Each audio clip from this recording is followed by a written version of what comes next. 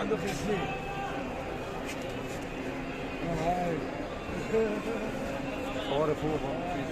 ازيكم يا حلوين؟ عاملين ايه؟ وحشتوني جدا جدا جدا من اخر فيديو انا عملته. انا دلوقتي في العتبة، نزلت النهاردة العتبة وجبت لكم تشكيلة شنط كده. لقيت الفرشة دي كده قدامي في العتبة في الرواعي. اول ما دخلت الرواعي عند مول صدناوي، جنب مول صدناوي بالظبط، فرشة الحاج حسن، لقيت عنده الشنط الجميلة دي، وكان اسعارها حلوة. اسعارها بصراحة لفتتني. سعر الشنطة، يعني الشنطة دي كان سعرها حوالي 60 جنيه. ايوه الشنطة دي 60 جنيه، وعنده شنط ب50 جنيه، وعنده شنط كمان ب30 جنيه. هنشوفها مع بعض. انتوا متخيلين السعر 30 جنيه؟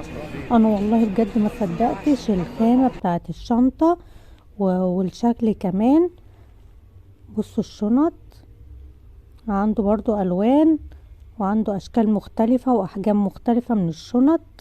هو بينزل يوميا حاجات، بينزل شنط كتير.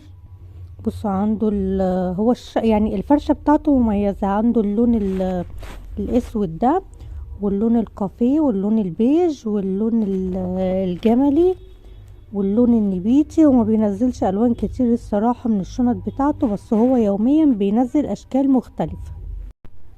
انا السودة دي عجبتني للستات الكبيرة اللي هي المدامات، وللأمهات برضو والأنسات. والبيج دي برضو كان سعرها 50 جنيه.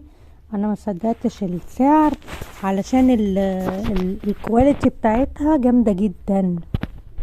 وبرضو ده نوع تاني من الأسود، شنطة كده حجمها صغير، برضو كانت الكواليتي بتاعتها حلوة جدا. بصوا الشنط. والشنطة اللي هناك دي بقى هي اللي عجبتني جدا. الشنطة دي عجبتني جدا، كان سعرها 60 جنيه. بصوا عاملة ازاي، والله مش خسارة فيها سعرها.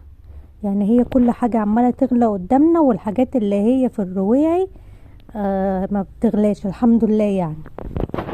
بصوا الشنطة عاملة ازاي، شنطة مميزة يعني، شنطة جميلة جدا، والتصميم بتاعها حلو قوي.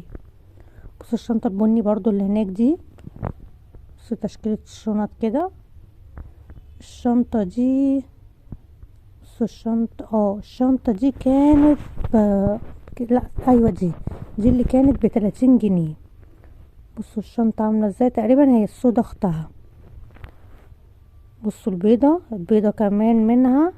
هما التلات الوان دول يعني اخوات، البيضة والجينز اللي هناك اللبني والسودا. بصوا البيج والسودا دي جميلة جدا. دي كانت ب50 جنيه. انا والله بجد ما صدقتش الاسعار لفتت نظري، وهو كان بينادي عليها.